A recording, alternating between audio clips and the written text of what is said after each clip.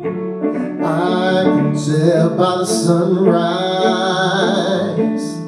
today's gonna be a good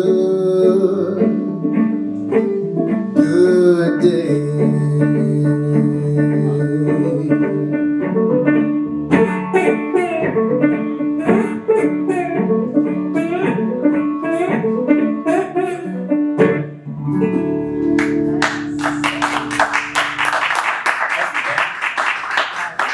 I'm Ed Sawicki. I'm sitting here interviewing Ben Rice, blues great from Portland, Oregon, for Music You Can See magazine. So Ben, I understand you have a new CD coming out. I do, yeah. It came out March 1st, and it's all cigar box guitar stuff. Fantastic. So, yeah, and it's a collaboration with a friend of mine, R.B. Stone.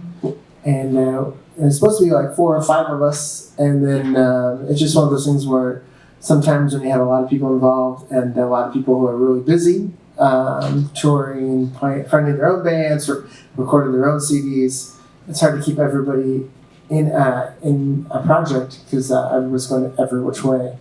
And so RB and I stuck it out. Somehow we managed to stick it out, and so it's just him and I, this record, and we wrote about, it's all original. I think we wrote about 12 tunes. And it was great. It was fun working with somebody else who is also a writer. He's more of a lyric guy, and I am more of a story guy. I'm more of a harmonic thing, and so it worked out well because I just had to write like half a song, and then he wrote the other half. Or it's called division of labor, right? Just make it easy, have a little bit of fun, Totally. synergy. But it takes you a little bit to a higher level. It's just adding each other on. So, Now, you said it's primarily a cigar box. Do you play just one instrument, or is it multiple instruments? we had about 5 cigar box guitars in the studio. He brought 3, and I brought another. Maybe he brought 2, and I brought 3, and they're all funky. And the thing about the cigar box guitar, and I thought this was kind of silly, was like, it's more of a visual instrument. They look really cool, and sure, you can hold a tune on them, but they don't really stay in tune that well. So there's a couple tunes where we tracked it initially, and we went back and redid it with another cigar box that was in tune better. But the song wouldn't have been possible without the first guitar. So it's really interesting how that happens. Yeah. Now, these cigar boxes did you build them yourself, or do you know who actually created them for you? Yeah, my dad builds all the ones I play, and I've got some other ones at home that were made. I got one from a friend from the Netherlands gave me one. And it's just gorgeous. It's one of those ones where I was like, I don't take it out because it's too nice. I'm like, oh, this is too nice of a guitar to take out to gigs. But my dad usually makes the ones I play, and he makes washboard guitars and cigar box guitars and like fence post things, and his newest thing is banjos. Cool. And then RB had a couple. He had a Swamp East. Okay. And then he had one called a Lobo, which is a big bass string and a high guitar G string, and the thing roared. It was just, and it's on the last track of the CD. We feature that. Fantastic. Now, I actually had the pleasure of listening to your new CD as the early release that Raul and I were having on the car on the way down. Very cool, absolutely outstanding. No, I did hear a few of those. No, that was Wish the World Away. It was. It wasn't the new one. It wasn't the new one? Okay. Sorry, I didn't hear your new CD, so I can't comment on that, I guess. I thought you told me it was just the one that was hot off the press. That was your last release, was Wish the World Away. I got a new one that came out March 1st. Is it already done? Yeah, totally. RB's from here in Nashville. I know, right? When he actually stops his van long enough to live somewhere. Right, he doesn't really live anywhere. I think he lives everywhere. He travels more than I do. Yeah, right. That's my dude. That's pretty bad. He's my hero, man. So can you tell me a little bit about who your early influences were in music? Yeah, totally. So I grew up listening to George Benson and Santana and Steely Dan. That's like the music my parents listened to in the car. And then as I grew older, I got into guitar lessons, and my teacher recognized that, oh, you kind of seem to like this blues stuff. You should check out B.B. King and Stevie Ray Vaughan and Eric Clapton. And so I started listening, and then I was like, well, who else is there? And then I discovered the blues CD section at my local grocery store. Grocery store, Yeah, okay. it was a Fred Meyer's, and they used to have CDs. I don't think they do anymore, but they had this little bin, about 10 discs with blues jazz, and it was all in one category, like one little genre box. And I started going through all these old Delta, all like compilation CDs. Right. And there I found people like Maple Brinzy and Lightning Hopkins and Mississippi Fred McDowell. And that kind of got me into more of the Delta sound, more of the earlier country blues stuff.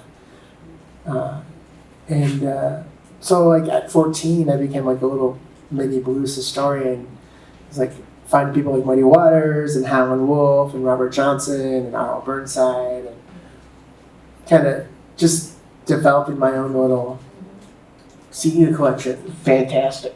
It's not too different from a lot of the the British blues rockers in the totally. 60s on how they were going through the old recordings and finding people like Robert Johnson and the like, creating, basically a lot of what is the rock genre that Totally. we're familiar with in the 60s and 70s. Heavily influenced. I got to go to school.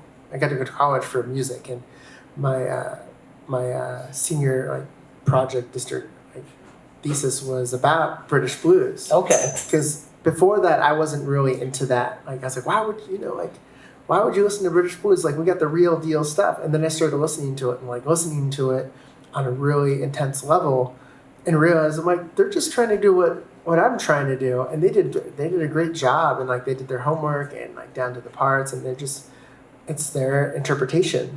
Well, it's great with the different interpretations. It's like an accent. Sometimes the accents are really interesting, and they bring some sexiness and appeal to it that you wouldn't otherwise see, okay, Totally. going forward. So people love, when folks speak with a British accent or a French accent or Italian accent. Right. Well, it's the same thing, I think, a little bit in the music as well, as you have going forward over there.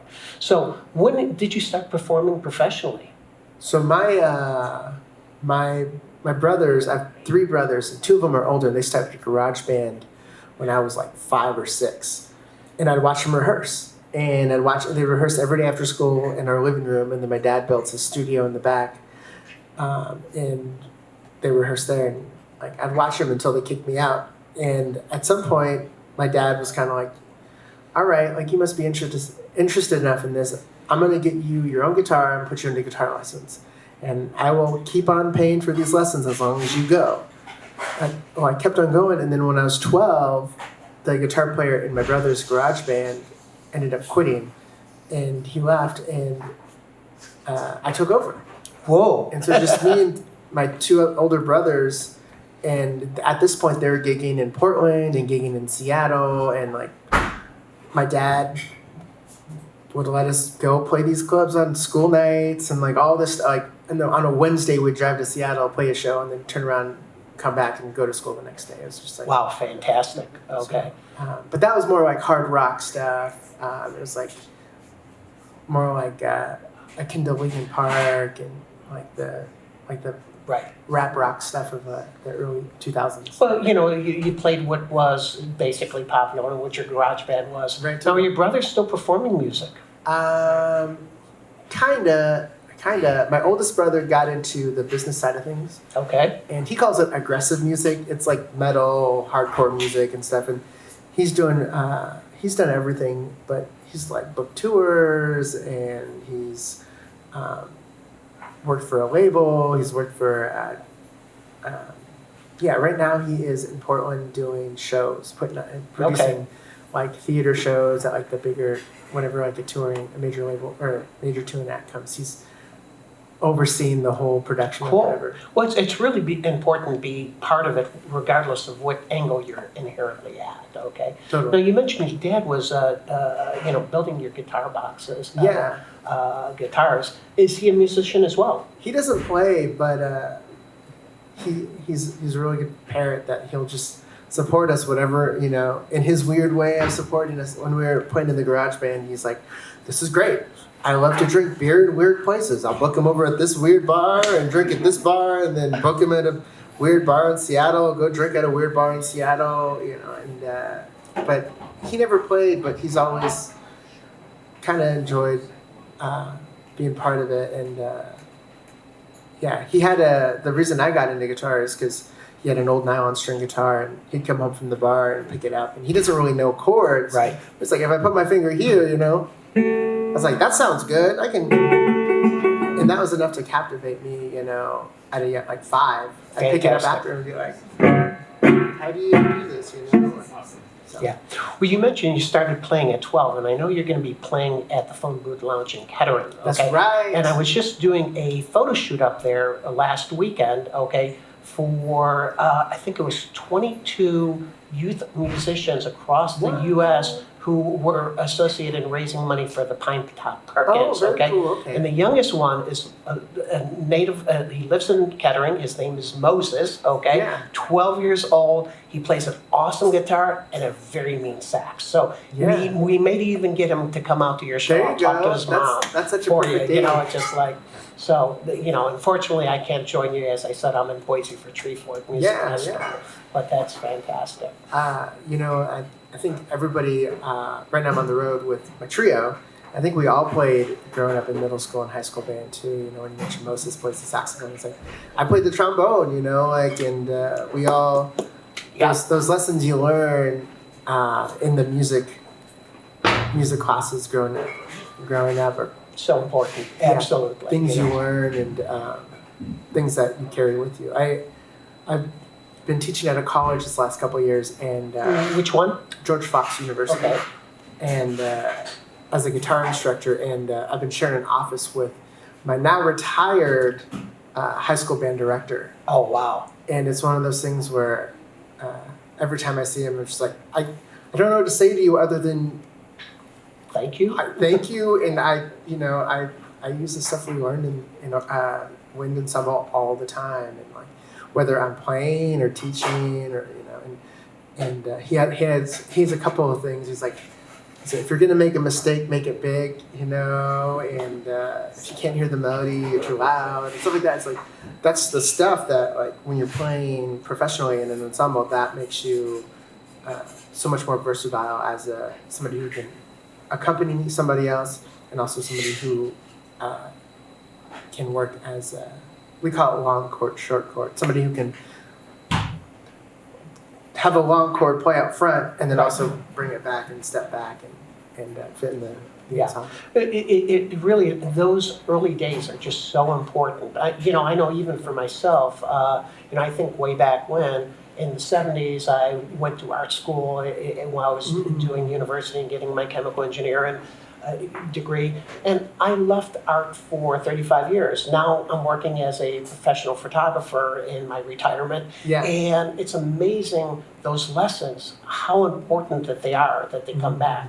And and I think it transcends whether it's music, art, or other types of passionate things where there's a creative element over there, and it just never leaves you.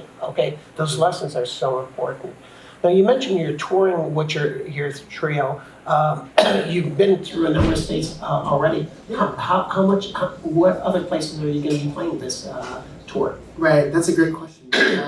Because so far this trip, it's like, oh, we're in Nashville, and then like tomorrow, we'll be leaving and be like, oh, I forgot so and so here, but we're headed from here. We're heading down to Florida and South Carolina, and then back to Florida. We got a little bit of zigzagging going on, but we're going to the Hottie Heron in Port St. Joe, and I just heard that right before our set, they're doing a big fundraiser, and Dwayne Dopsy is going to be playing there too. Okay. So we got some dynamite, Zydeco music, and then we'll finish up the night with the trio, and then go to South Carolina, playing in Somerville. Right. And I'm going to try to sneak up to Charleston if we can. I've got some musician friends there. It's also a beautiful city too. Right. Absolutely gorgeous. Totally. really fantastic. Ben, why don't you play a song real quick, and Okay, we'll cool. pick up our interview after that. All right, well, cool. Ladies and gentlemen, Ben Rice here at the Local in Nashville. It's called Who You Working Overtime off the new record. Came out March 1st, and this is why Raul knows. This is why you play with your eyes closed when you perform, because you start making eye contact with the wrong person. You start insinuating things, sensual things, and somehow they figure out where you're staying that night, and then next thing you know.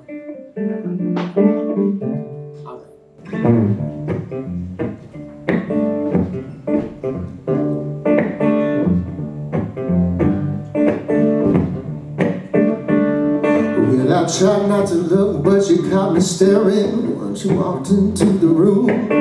About to match, you was handing out jabs, and I was taking blows to my school.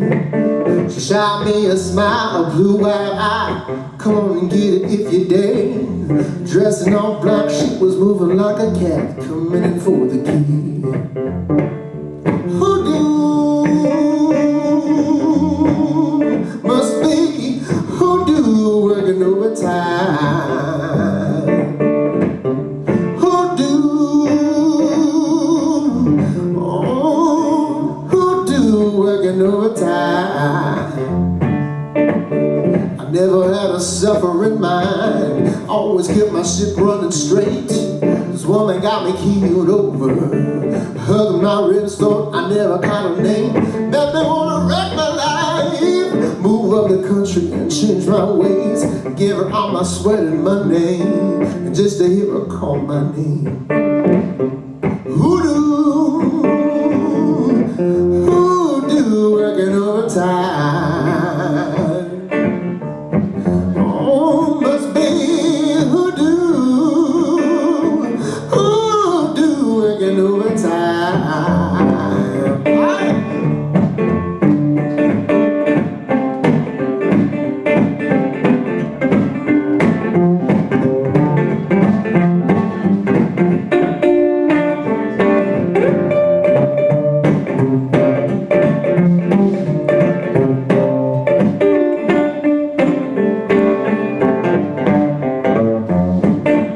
Must be hoodoo, hoodoo, working overtime. Oh, hoodoo, hoodoo, working overtime. I've never been much of a fighter. I can feel myself getting mean. To press her lips up to my ear and suck it, now you watch me leave. I've been warned before, so too many times to mention, when you make the eyes with the woman of the night, be your whole out of the equation. Hoodoo must be hoodoo working overtime. Hoodoo, hoodoo working overtime. Hoodoo, hoodoo working overtime.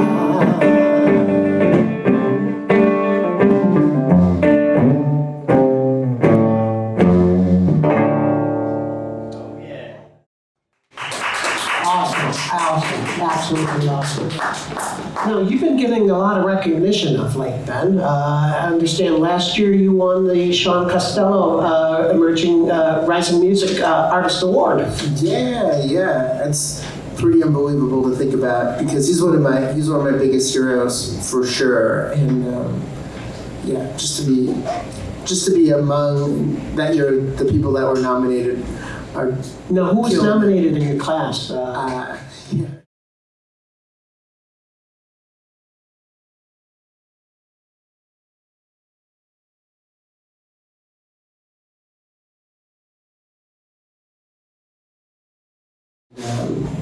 I think John Tavius Willis. Wow. You got John Tavius? Yeah. Yeah, so it was a heck of a. That's a heck of a group to be amongst, and congratulations on that. Absolutely. My mind was blown, and you know, I looked at it as an opportunity to go back to Chicago and, you know, definitely a blues mecca and food mecca too. Hot dogs and pizza and Great Greek food as well. yeah. Greek town is my favorite place in Chicago. But it felt like it was a crazy dream. It was a crazy dream to be there. Fantastic. Okay. You know, one of the things I really enjoyed this past year is I happened to be down in Las Vegas for the Big Blues Bender. Yeah. And I did see a gentleman performing there by the name of Ben Rice, okay?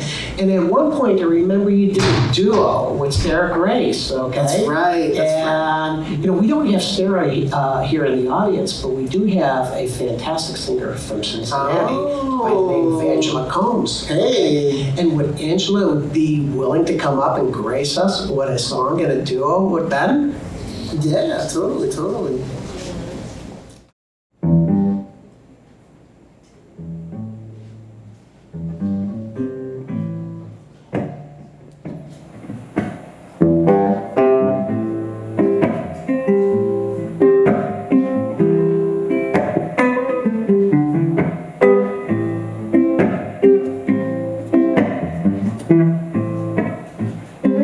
I know you've been hurt by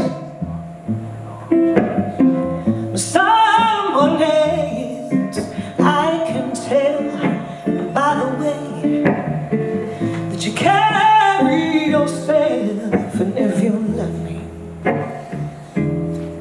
here's what I'll do, honey. I'll take care of you. I've lost, same as you. So you see, I know just what you're going through. And if you let me, ooh, here's what I'll do, honey. I'll take care of you.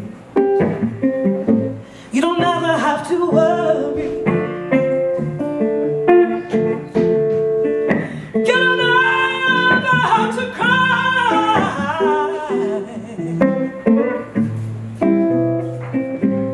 I'll be there beside you. The joy of weeping eyes. Ooh, so darling, won't you tell me that you'll be true? There's no doubt in my mind what I want to do, and just as sure as one and one make two, honey. I'll take care of you.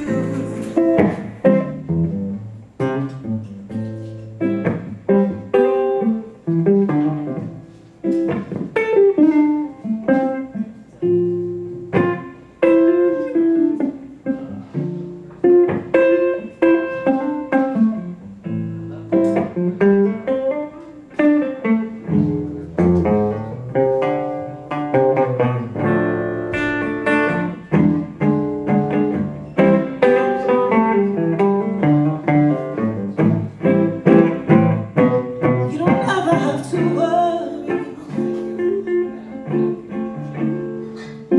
You don't ever have to cry.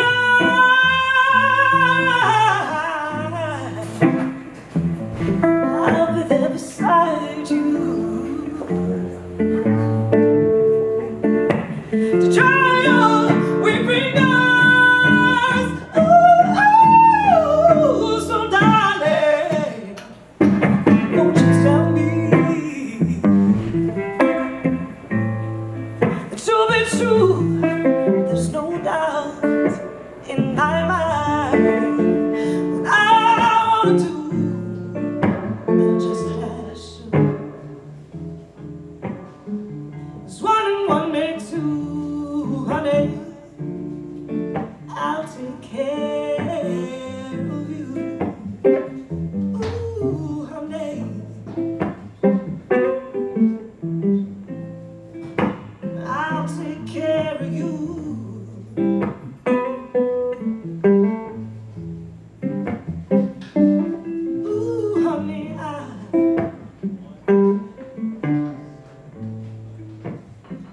I'll take care of you.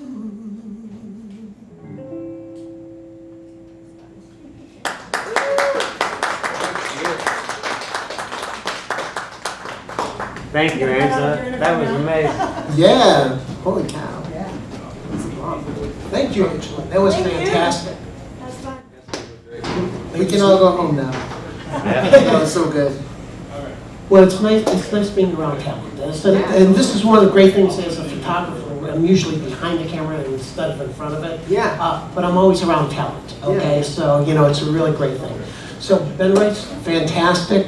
One of the things I'd like to do in terms of closing out the show is one of our favorite songs that you've written is Retreat, okay? Oh, yeah, Would you yeah. perform that for us? Totally. Whenever you put it together like a whole CD, it's always hard to decide which one's your favorite. It's like probably like choosing children. But this is the one I really enjoy playing. And there's supposed to be a way. I've been taking vocal lessons, and there's supposed to be a way to be able to sing these really emotional songs and not completely get choked up.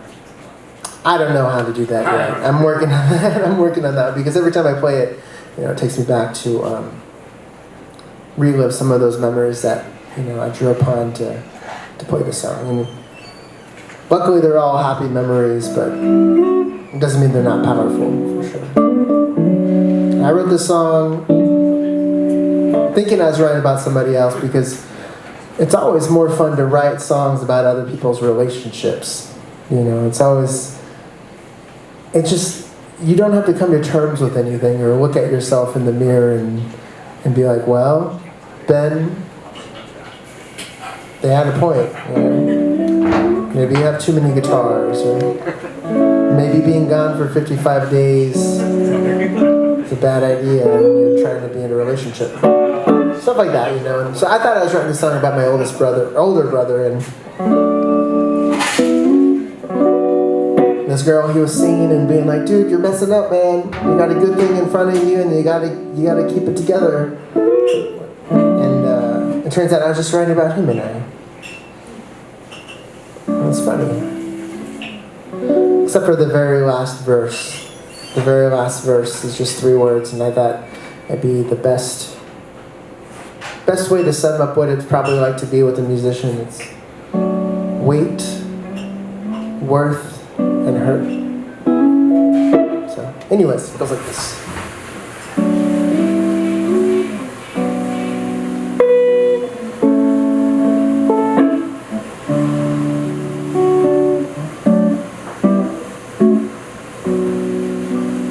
I'd be a fool to love you.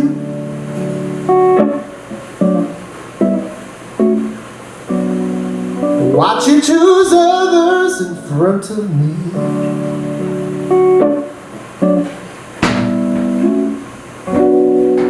Bite my tongue, pretending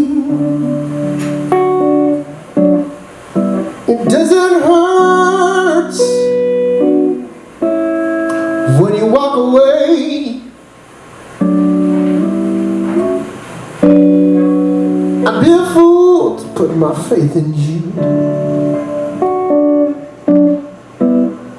and watch you destroy yourself. When you made it so hard to love you, I was convinced you knew what you're worth. Even a fool knows when it's over. Even a fool knows when the battle's done. I was a fool to love you, and I was a fool to fight so hard. You never came around, came around completely.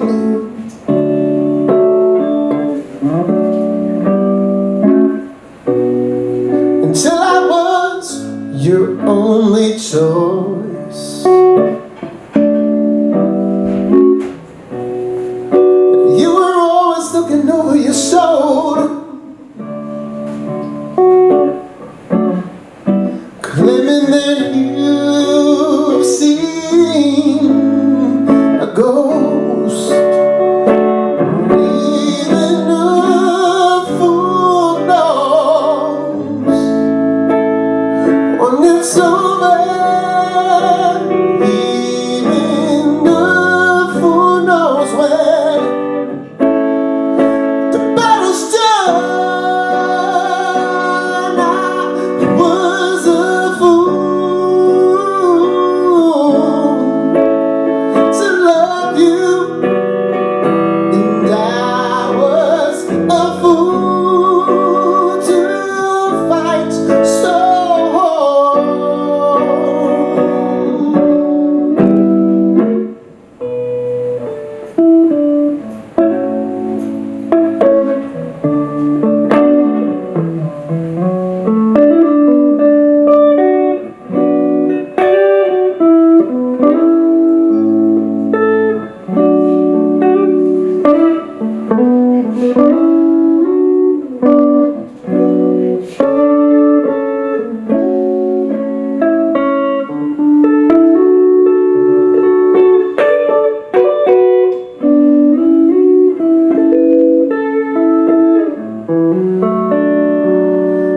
Even a fool knows when it's over. Even a fool knows when the battle's done. I was a fool to love you. I was a fool to fight so hard.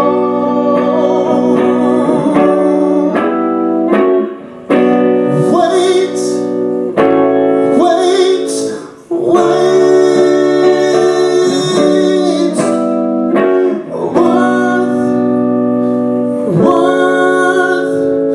Worth. Hurts. And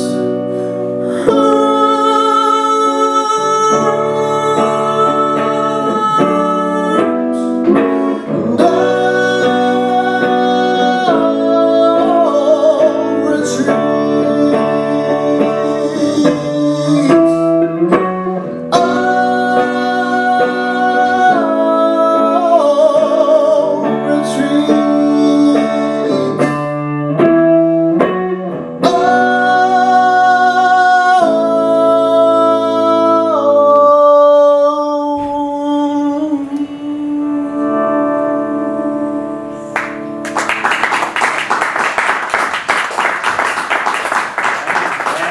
Wow, what an amazing song. You know, great songwriting, great performance. I had chills up and down my spine. Thanks, Ben. Okay. Before you leave, can I convince you to do one last song on your cigar? Totally. Alright, got the washboard guitar. My dad builds these things. He doesn't play. Oh, you guys heard the story. That's right. He doesn't play. He just likes to drink beer and come up with crazy ideas. I love that guy. No wonder we get along. Better in the house. We had no idea. He made one and he realized that he could. People started asking him to build them for him, and he realized that he's like, well, dang, I can get some beer money out of this. I'm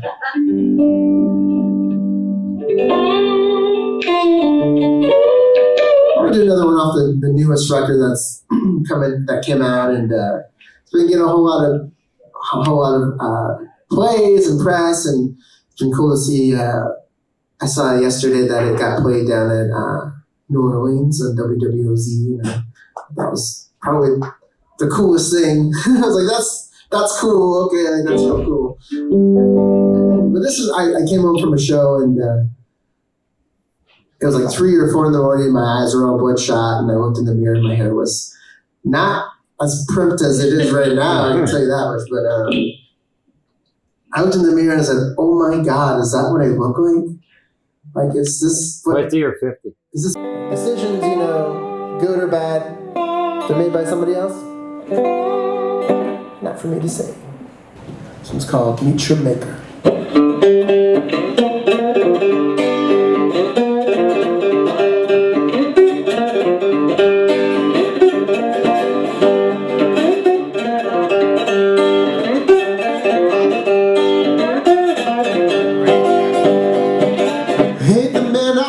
For not what I thought I'd see, staring in the mirror, facing down the beast. I can hardly remember the love of heart I had, heartaches living in this world and make them left to bad. It all comes down to meet your maker. All comes down to on your knees. All comes down to meet your maker. Down and get your key.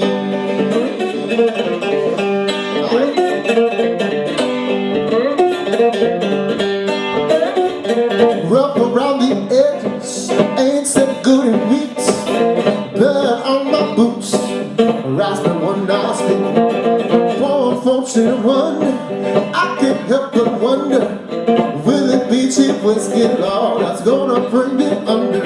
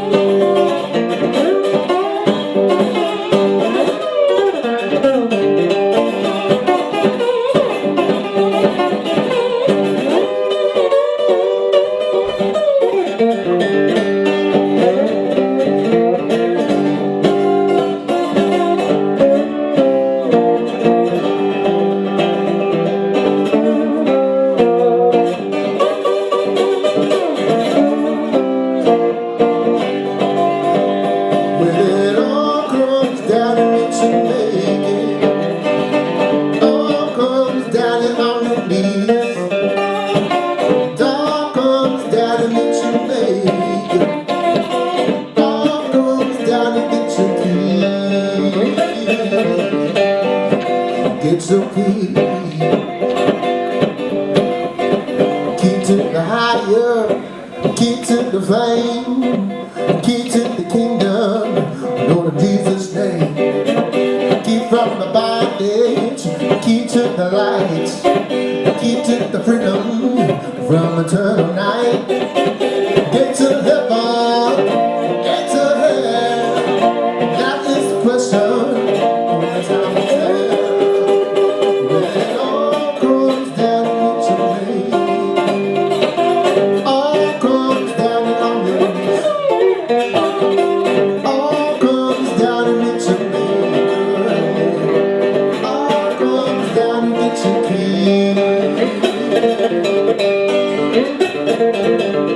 Thank you.